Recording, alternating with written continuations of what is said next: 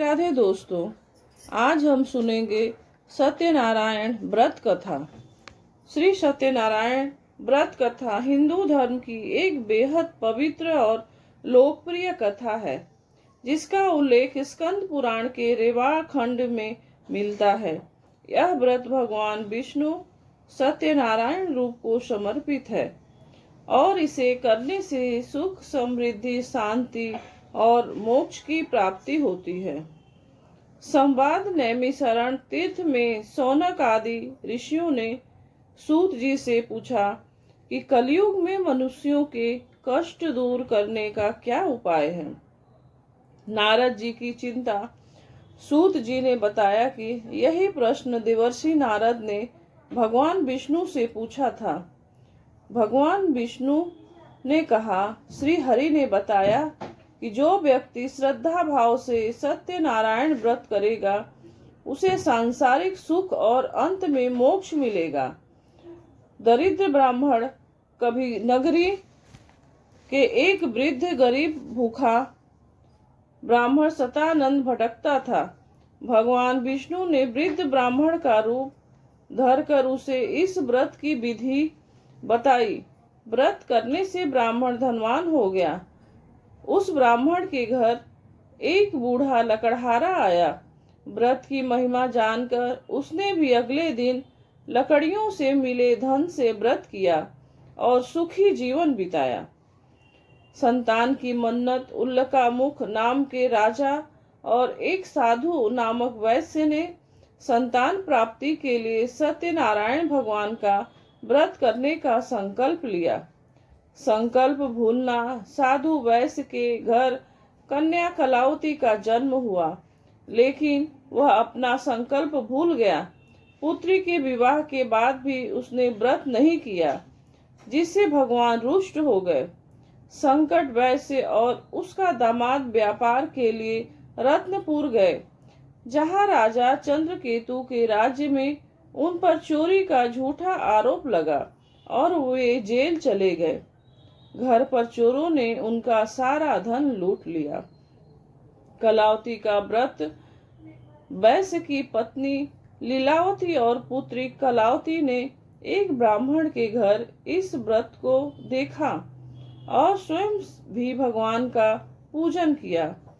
राजा को स्वप्न आया। भगवान ने राजा चंद्रकेतु को स्वप्न में दोनों को रिहा करने का आदेश दिया।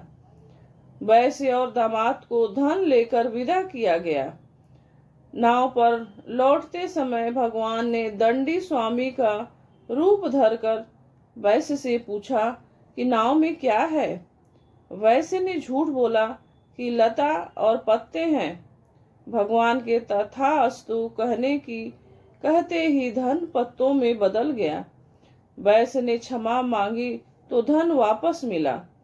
किनारे पर कलावती अपने पति के आने की खुशी में भगवान का प्रसाद छोड़कर चली गई। लौट कर देखा तो पति सहित नाव गायब थी।